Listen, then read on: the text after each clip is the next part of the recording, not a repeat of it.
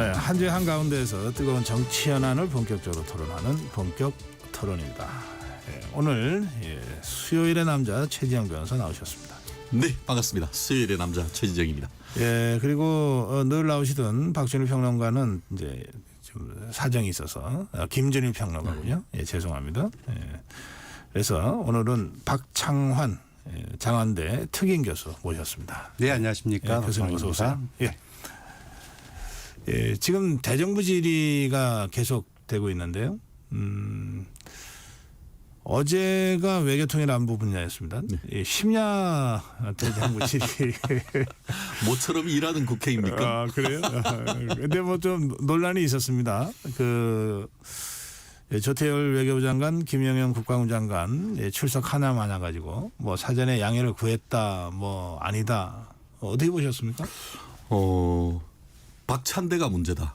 이렇게 해야 되는 거 아닙니까? 지금 말씀하신 것처럼 민주당 같은 경우에는 대정부 질문을 하는데 장관이 안 논다는 게 이거 국회 무시하는 것이 아닌가 했는데 알고 봤더니만 외교부 같은 경우에는 지난 9월 5일 날 그 장관 불출석에 관한 서면 허가를 민주당 박찬대 원내대표의 도장을 받아서 제출을 했고 또 국방부 같은 경우에도 지난 9일 날 그 양해서를 제출해서 이미 그 불출석에 대한 양해를 받았다라고 합니다.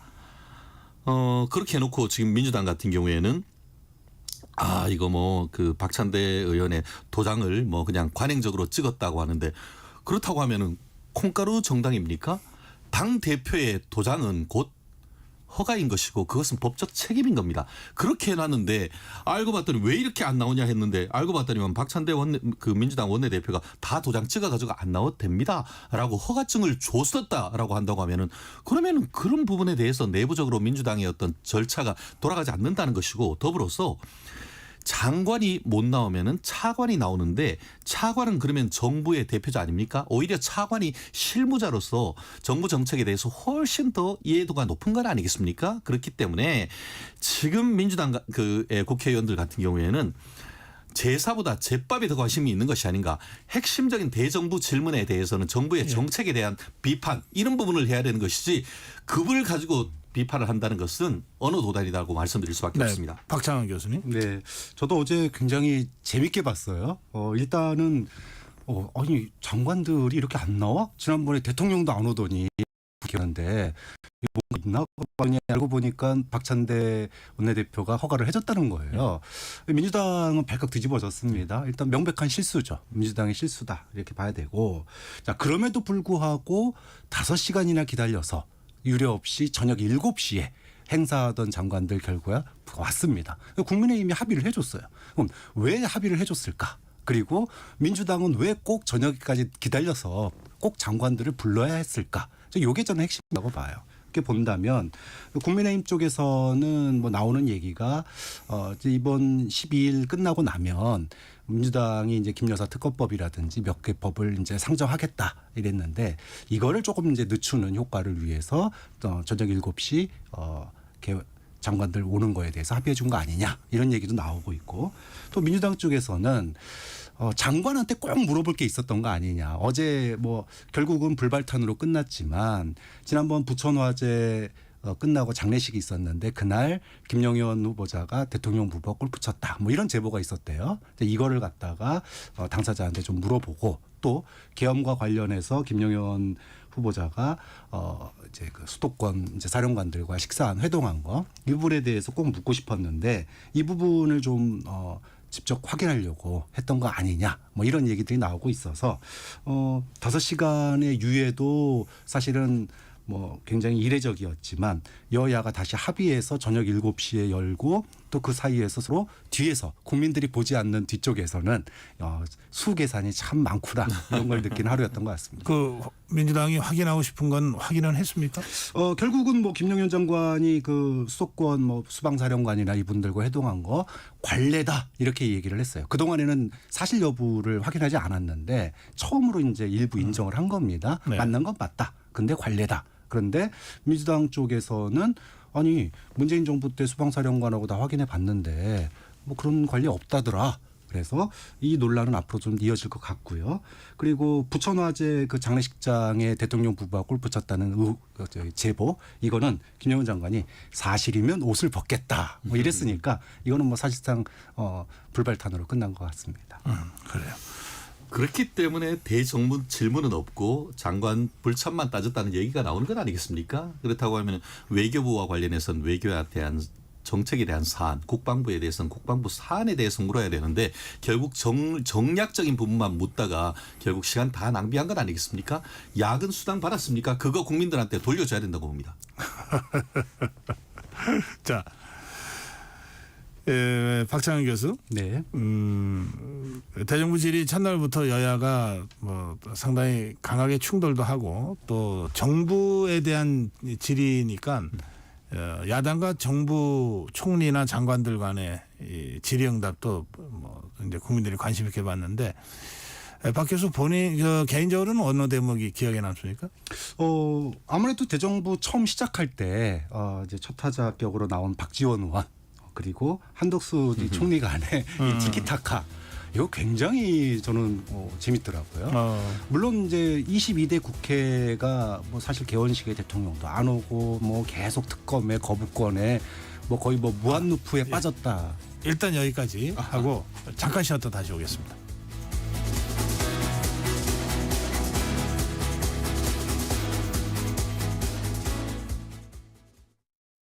(2024년 10월 1일부터) 폐기물 처리 현장 정보 전송 의무화가 사업장 일반 폐기물과 수출입 폐기물까지 확대 시행됩니다. 사업장 폐기물의 올바른 처리와 안전하고 투명한 관리를 위해 꼭 기억하세요. 폐기물 수집 운반자는 차량의 실시간 위치 정보를, 폐기물을 처분하거나 재활용하는 자는 반입된 폐기물의 중량과 함께 촬영된 영상 정보를 실시간으로 전송해야 합니다. 보다 자세한 사항은 폐기물 처리 현장 정보 관리 시스템 홈페이지를 참고하세요. 이 캠페인은 환경부와 한국환경공단이 함께합니다. 잠시 후 8시 반부터 일부 지역국에서는 해당 지역 방송을 보내드립니다. 워렌 버핏은 가치 투자, 필립 피셔는 성장주 투자, 피터 린치는 장기 투자. 방법은 달라도 목표는 하나. 성기영의 경제쇼가 성공의 길로 안내합니다. 깊이 있게, 명쾌하게, 지금 이 시대 경제에 관한 모든 것을 알려드립니다. 평일 오후 4시 5분 성기영의 경제쇼와 함께하십시오.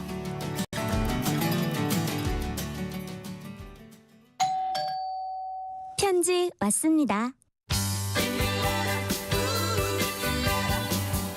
퇴근길 지친 당신에게 힘이 되는 뉴스를 전해드립니다. 매일 저녁 5시 5분 당신과 함께 읽는 세상 이야기 KBS 1라디오 뉴스레터 K. 지금 시각은 8시 30분입니다. KBS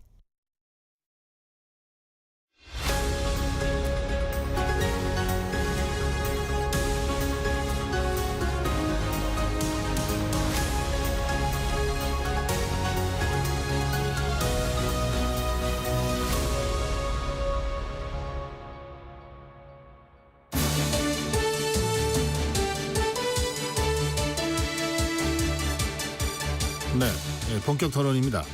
오늘은 최재형 변호사 그리고 박창환 장한대 특임 교수와 함께합니다.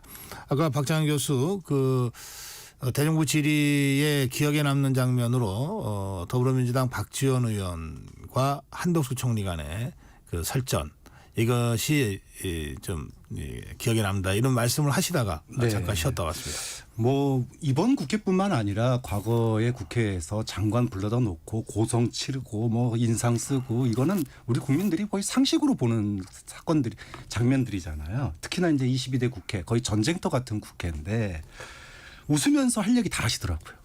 저는 그게 우리 국민들이 정치에 대한 혐오가 아니라 정치를 하나의 일상으로 받아들이고 또 잘못된 건 잘못됐다 그러고 또 잘한 건 잘했다 그러고 이런 분위기가 좀 만들어지려면 이렇게 웃으면서 할 얘기 다 하는 그런 분위기가 굉장히 좋았다고 봐요. 그러니까 뭐 대통령이 국회 개원식에 불출석한 거 불참한 거 그리고 그날 또 김 여사 생파 사진 올리고 이런 거에 대해서 사실은 뭐 이거 국회 무시 아니냐 뭐 이러면서 소리 지를 수 있는 사안인데 뭐 대담 주고 받듯이 그렇게 또 거기에 대해서 한덕수 총리도 물론 뭐 개인적인 친분이 있어서 그렇긴 하겠지만 여유 있게 또 이렇게 대응하는 모습들이 뭐 잘못된 건 잘못됐다라고 할 수 있는 그런 분위기가 만들어질 수 있다라는 거. 그래서 그게 인상적이었다. 네, 우리 정치의 또 새로운 발전이 됐습니다. 네, 최재형 변호사.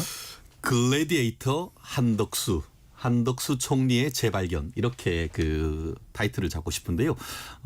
좀 전에 그 박 교수님 말씀하신 부분에 상당히 공감하면서도 조금 다른 측면에서 제가 왜 글래디에이터라고 얘기했냐면은 벌써 40년 넘게 그 한덕수 총리님이 어떻게 보면 뭐 좌우 정권을 할 거 없이 국무총리도 하시고 또 경제수석도 하시고 굉장히 어떻게 보면 대한민국 경제에 살아있는 증인이라고 할 수 있는데 그동안은 조곤조곤 얘기하셨지 않습니까? 근데 최근에 들어와가지고 그 목소리가 상당히 좀 높아지는 것 같습니다. 지난 9일날 대정부 질문 같은 경우에도 이번에 있었던 의대 정원과 관련해서 어려운 결정 안 했던 과거 정부에도 책임이 있다 이런 얘기를 하셨고 지난 3일 국회 예결위 같은 경우에는 정부가 계엄령을 준비하는 것은 완전히 가짜 뉴스고 선동이다 이런 그 강한 어떤 정치적 메시지도 던지고 있는 것 같습니다. 그래서 오늘 뭐 조선일보 기사 같은 경우에도 야당에서 어떻게 보면 비판을 했다가 오히려 철벽 총리의 때린 야당이 울고 간다 이런 타이틀까지 뽑은 것 같은데 최근에 그 어떻게 보면 여당 쪽이 뭐 108명이 있으면서도 국민의힘 지지자들 입장에서는 여당 국회의원들이 뭐하나라는 그런 비판이 높은 상황 속에서 오히려 글래디에이터처럼 검투사처럼 야당과 싸우는 강한 이미지가 오히려 한덕수 총리에 대한 지지로 모아지는 것 같고 이러다가 한덕수 국무총리 대권 후보까지 가는 것이 아니냐 그런 생각까지 들 정도로 나름대로 어떻게 보면은 그 자유우파 진영에서는 한덕수 총리에 대해서 높게 평가하는 분위기인 것 같습니다. 그래요. 예. 자 이제 좀 현안 중심으로 좀 두 분 말씀 듣겠습니다. 그 김건희 여사 특검법을 지금 더불어민주당 단독으로 야당 단독으로 법안 심사 소위를 통과시켜 놓은 상태고 내일 본회의에서 처리한다는 얘기도 있고 뭐 며칠 늦춘다는 얘기도 있습니다만 어쨌든 처리를 할 것 같죠. 자 그런데 이게 좀 내용이 좀 많이 달라졌습니까? 아니면 뭐 어떻게 보십니까? 예, 박장한 교수. 뭐 거부권 행사 때마다 같은 법을 올릴 수가 없으니까 조금씩 이제 법을 바꿔서 네. 올리고 있는데 이번 같은 경우에는 이 사이에 새로운 이슈가 하나 터졌죠. 공천 개입 의혹. 이 부분이 뭐 아직 구체적으로 증거가 나온 적은 없지만 이 캡처본을 봤다는 분들이 나오다 보니까 이것과 관련해서 그럼 이것도 이제 같이 특검법에 포함시키겠다. 그래서 총 8개의 안이 됐어요. 그동안에 맨 처음에는 뭐 명품백 사건 뭐 이런 걸로 시작을 했는데 그 사이에 2-3개가 벌써 더 추가가 됐습니다. 그렇게 본다면은 이거 뭐 자고 나면은 계속 새로운 의혹이 쏟아지니까 법 거부권 한번 행사할 때마다 의혹이 하나씩 더 추가되는. 그래서 특검법에 이 다뤄야 될 이 사안들이 뭐 이렇게 가다가는 거부권 한 번 더 행사되면 10개 넘어가겠다. 뭐 이런 생각도 듭니다. 네. 참 능력도 좋아요. 있지도 않은 사실을 의혹이라는 걸로 해서 특검까지 한다고 하니까 호박에 줄 끊는다고 수박이 됩니까? 기존에 있던 거에 지금 뭐 김건희 여사가 지난번 4월 40 총선에 공천 개입 말 그대로 의혹인 것인데 실질적으로 그 의혹의 당사자가 됐던 김영선 의원 같은 경우에는 전혀 사실이 아니다라고 얘기를 하고 있고 법적 대응까지 얘기를 하고 있습니다. 그리고 실제로 그것을 보도한 언론 같은 경우에도 후속 보도로서 아무런 증거 자료를 내놓지 못한 거 있는 것 아니겠습니까? 카드라라는 것에 근거를 해가지고 특검을 한다고 하면은 그러면은 지금 특검을 할 것은 문재인 전 대통령 가족에 대한 특검을 해도 100번은 더 할 것 같습니다. 그렇기 때문에 이미 검찰에서 결론이 났고 그 검찰을 그에서 같은 경우에도 절차와 또 결과에 대한 공정성을 담보하기 위해서 수사심의위원회를 통해서 그 부분에 대한 심의까지 했지 않습니까? 사실 수사심의위원회라는 것이 검찰에 대한 민주적 통제라는 취지에서 문재인 정권 때 만든 것이고 지금 거의 200명 가량의 어떤 그 인재 풀이 있는데 그 부분도 제가 알기로는 문재인 대통령 당시에 어떤 그 검찰에서 선정해서 했던 분들입니다. 네. 그 부분에 있어서 15명을 선정을 해서 한 그 결과에 대해서 15명 중에 한 분이 못 와서 14명인데 14명이 만장일치로 다 그 법리적으로 뭐 검찰은 법을 판단하는 것이지 정치하는 데가 아니잖아요. 법적인 판단을 해가지고 혐의가 없다라는 결과가 나왔음에도 불구하고 계속 김건희 탄핵, 김건희 뭐 그 특검 얘기한다는 것은 결국 기승전 김건희 이런 식으로 해서 마타도를 하고 여론전을 한다는 것 그 이상도 그 이하도 아닌 것이죠. 한 번 할 때마다 100억 이상 드는 특검 그 돈 민주당이 내서 한번 해보십시오. 지금 이 검찰 수사심의위원회의 결정이 나오자 더불어민주당에서는 이거 뭐 면피용이냐 짜고 치는 거냐 이러면서 오히려 특검의 필요성이 더 높아졌다 이러면서 특검 강행으로 갔잖아요. 그 부분은 어떻게 보세요? 지금 이 최재형 변호사가 말씀하셨는데. 네, 뭐 대한민국의 사실은 공무원들, 고위공무원들 포함해서 많은 사람들이 김영란법 이전과 이후로 인식이 많이 바뀌었습니다. 과거에 밥을 사던 아니면은 명절 선물을 보내던 그전에는 뭐 고가의 선물 보내는 게 굉장히 일상적이었는데 김영란법 이후에 뭐 5만 원 넘는 식사 또는 10만 원 넘는 이상의 축의금 안 보는 게 이제 국민의 상식이 됐어요. 그런데 이번 검찰의 불기소 그리고 수심위의 불기소에 대한 그 어떻게 보면 인정 이 부분으로 인해서 대한민국 국민들의 상식이 파괴가 돼 버렸습니다. 그러니까 김영란법 왜 만들었냐? 법 취지에 위배되는 판결이 나온 거예요. 물론 아직 최종적인 사법 판단이 안 나왔지만 이 불기소에 대해서 국민들이 그럴 줄 알았다라고 하는 여론 그리고 또 부정적인 여론이 굉장히 확산될 수밖에 없어요. 그러니까 그 법을 잘 적용했냐 안 했냐 여부와 별개로 국민들의 법 감정, 법의식이 굉장히 상처 입은 건 분명한 사실이거든요. 그럼 여권이 검찰이 이 상처 입은 국민의 마음을 얼마나 다독일 수 있느냐? 저는 불가능하다고 봅니다. 그런 점에서 민주당 입장에서 특검에 이 부분을 안 넣는다 그러면은 그거야말로 그는 책임 방조다. 제가 그 말씀 방기죠. 그래서 제가 드릴 수 있는 게 그럼 민주당이 해야 되는 게 뭐냐? 그러면 공직자의 배우자가 이와 같은 선물을 받았을 때 처벌하는 규정을 만드는 입법적 개선을 한 이런 식으로 제도를 개선하려고 하는 그런 접근을 해야 되는 것이지 그 지난번에 김영란법을 만들면서 결국 보통 김영란법이나 아니면 뇌물죄는 어떻습니까? 구조가 내가 남편을 공직자인데 남편이 공직자인 걸 알면서 어떤 것을 청탁하거나 아니면 잠재적으로 보험 든다는 취지에서 우회적으로 돌려치기를 해가지고 지금 배우자들한테 뭘 주는 그런 부분을 우리가 고민을 할 수가 있고 그것은 기본적으로 기존에 어떻게 보면은 뇌물죄라든가 이런 부분이 처벌을 할 수 있죠. 그런데 최재형 목사가 윤석열 대통령 코백이라도 압니까? 알지도 못하잖아요. 그런데 어떻게든 해서 그 김 여사를 공경에 빠뜨리기 위해서 본인이 이제 보면 그 손목 시계로 몰래 카메라까지 장착을 한 다음에 자기가 마치 뭘 주는 것처럼 뭐 어떤 부탁하는 것처럼 들어갔다고 하면 그게 바로 위계에 대한 공무집행방해고 경우에 따라서는 어떻게 보면은 그 증오 침입이 될 수 있는 거예요. 그 부분에 대해서 본인이 수사심의위원회까지 요청을 했고 그것까지 받아들여서 수사심의위원회까지 지금 열기로 했는데 거기에서 무슨 어떤 그 국민의 법 감정이 상처받을 수 있는 겁니까? 국민의 법 감정이 상처받았다고 하면은 그것을 처벌하는 법을 만들어야죠. 그런 방향으로서의 제도적 개선을 하지 않고 계속 김건희 특검 얘기하는 것 자체가 방향이 잘못됐다는 것이죠. 국민의 세금이 아깝습니다, 진짜. 상식을 법으로 만들 수는 없는 거예요. 법에는 근데 왜 한계가 있는 특검은 거예요. 법으로 처벌하는 거잖아요. 법으로 할 수 없다고 하면서 왜 특검을 얘기를 하냐고요. 정치는 법과 제도가 하지 못하는 부분을 하는 게 그러니까 정치입니다. 제도로 해서 법 개선하라는 거지 특검하라는 건 아니란 거죠. 박 교수님 논리 자체가 특검이 안 된다는 것을 전제로 하는 건 아니겠습니까? 자, 이 문제는 여기까지 하겠습니다. 예, 충분히 두 분 의견은 개진이 된 걸로 제가 판단을 합니다. 여야 의정 협의체 얘기도 좀 우리가 좀 심각하게 검토를 해봐야 될 주제라서요. 이 문제는 어느 분이 먼저 시작하시겠습니까? 먼저 하시죠. 이번에 네. 제가 좀 노열을 냈습니다. 죄송합니다. 핵심은 이거 같아요. 이제는 뭐 여야 의정 협의체가 필요하다. 여기에 대해서는 다 공감하는 분위기예요. 예. 지난 4월 달에 이재명 대표가 이 얘기했을 때만 하더라도 여권에서는 쳐다도 보지 않았던 사안인데 결국 응급실 대란이 터지면서 여기까지 왔습니다. 근데 이제 여당, 야당, 정부에서는 만들자 이런 분위기가 이미 이제 형성됐는데 문제는 그 테이블에 의사단체가 들어오느냐 안 들어오느냐가 핵심이에요.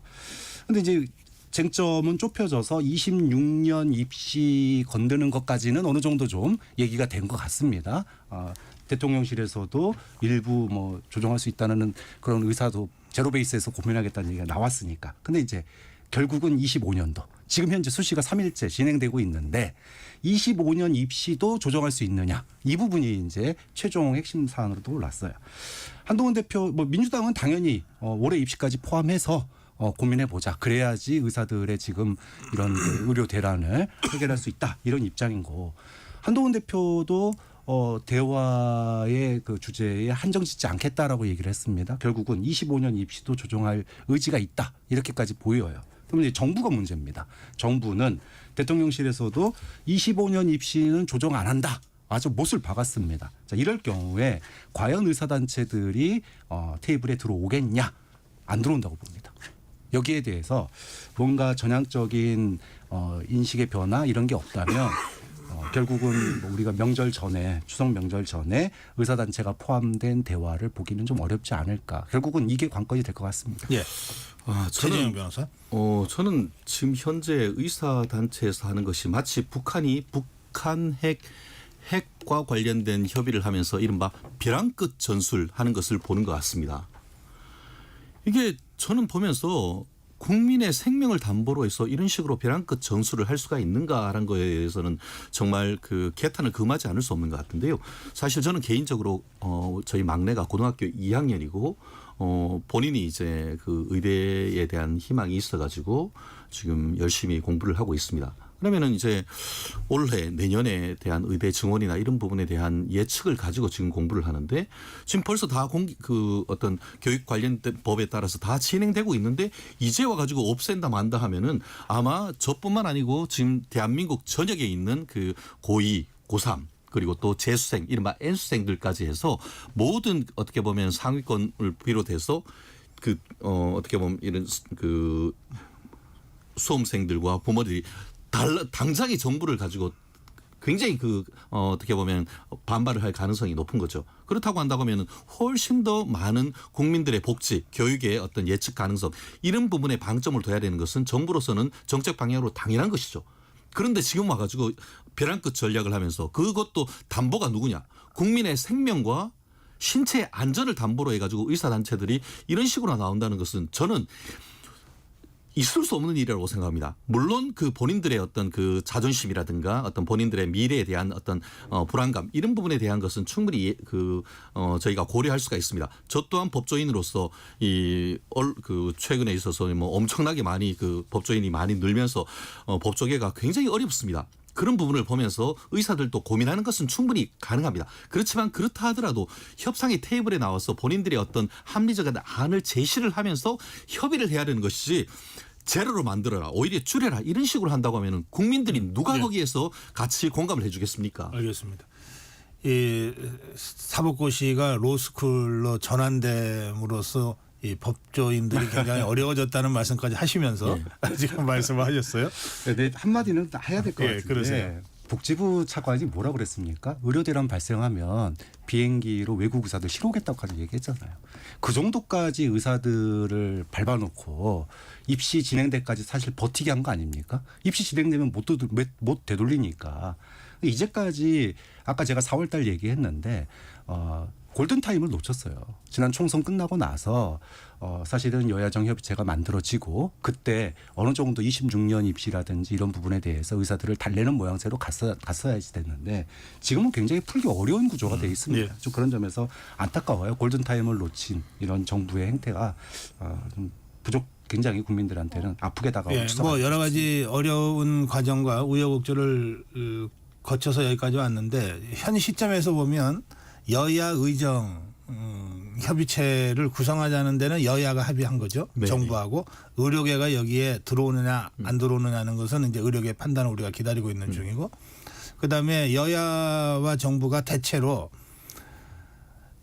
2025년도 의대 입시 정원은 이제는 손댈 수 없는 것 같다. 이런데도 되게 인식의 공유가 있는 거죠.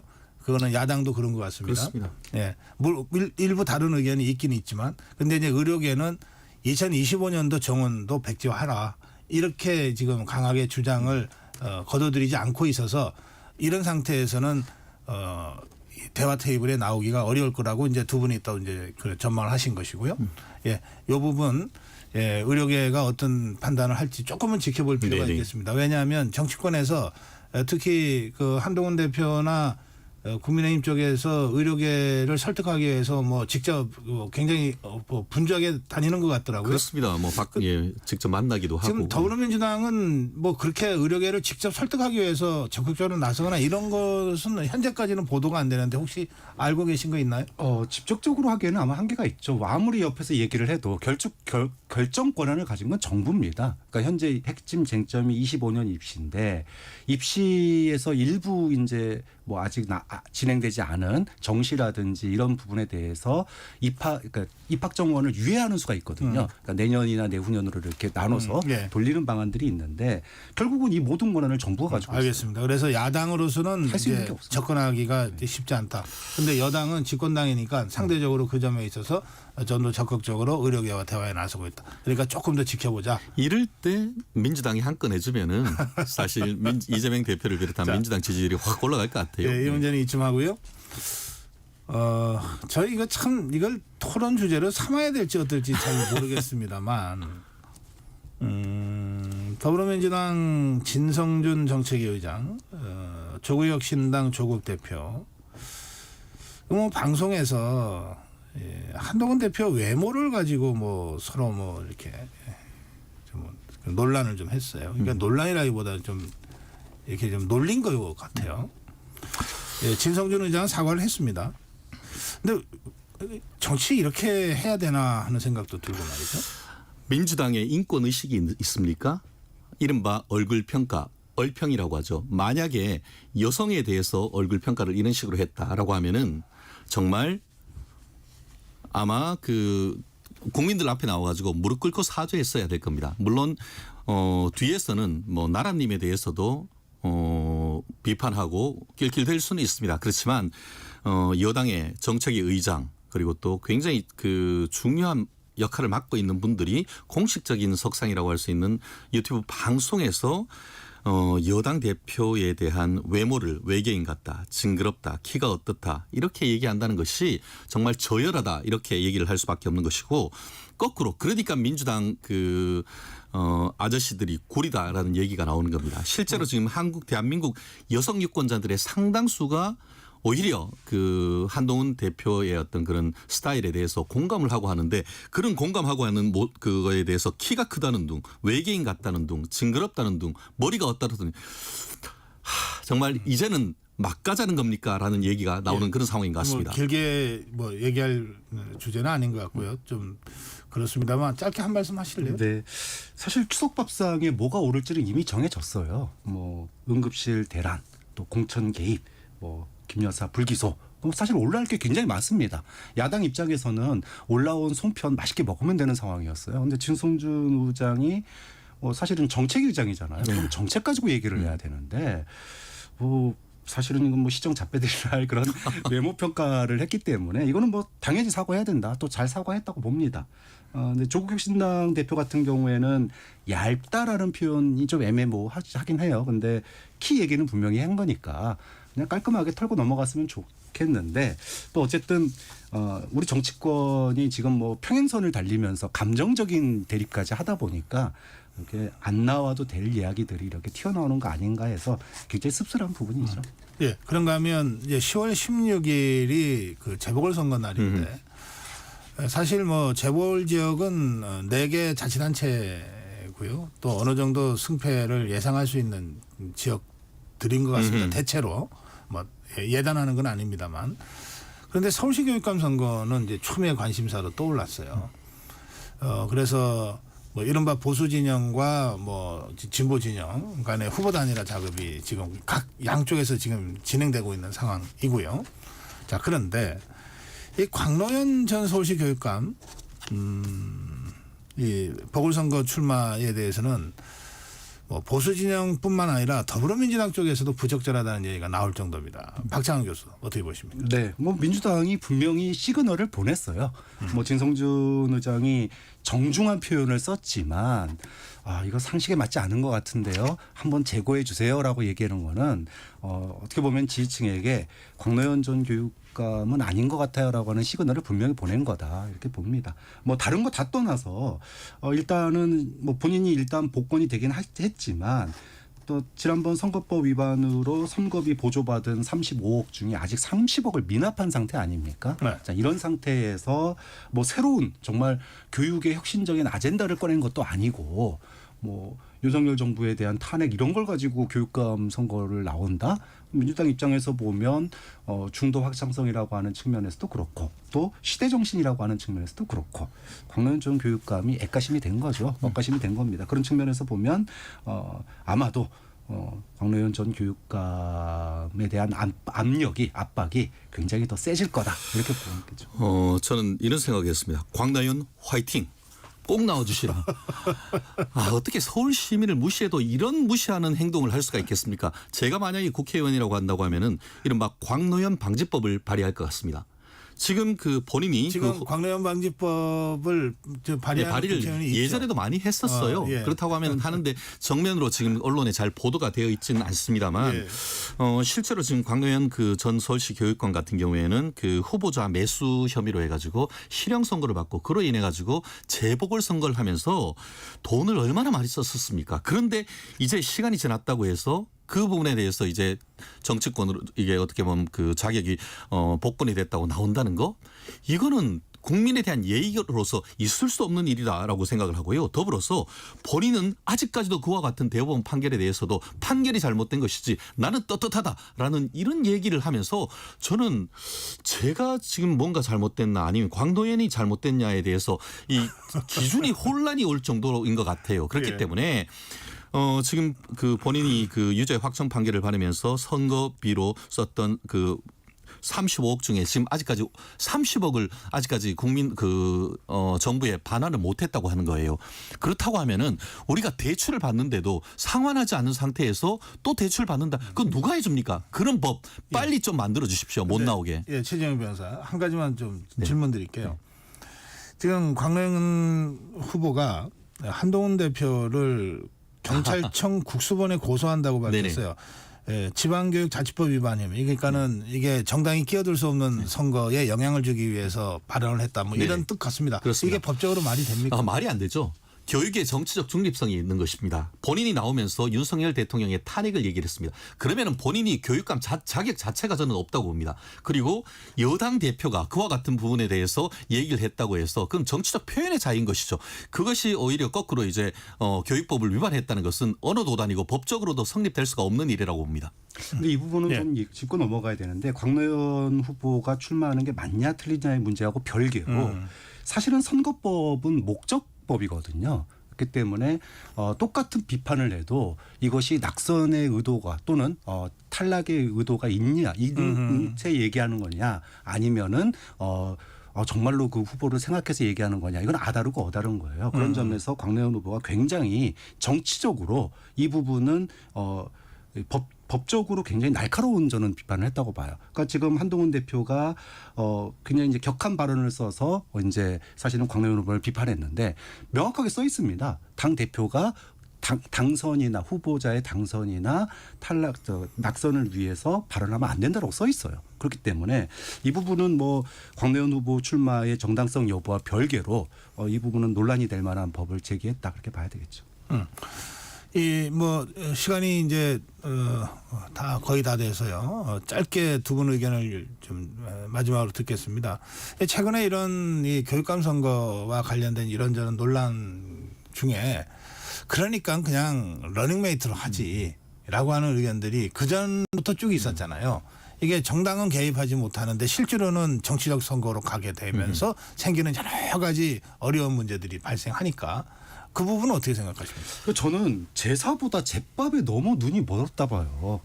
그러니까 눈 가리고 아웅하지 말고 우리 그냥 편 먹고 하자 이 얘기인데 저는 교육이 그래서는 안 된다고 봅니다. 그러니까 우리가 그동안에 뭐 무상급식 시대도 지났고 또 인권조례 시대도 지났고 그럼 새로운 교육의 아젠다. 그럼 공동체 의식이라고 어쨌든 하면 지켜가야 된다. 그렇죠. 예. 지켜가야 러닝메이트는 반대다. 네. 예.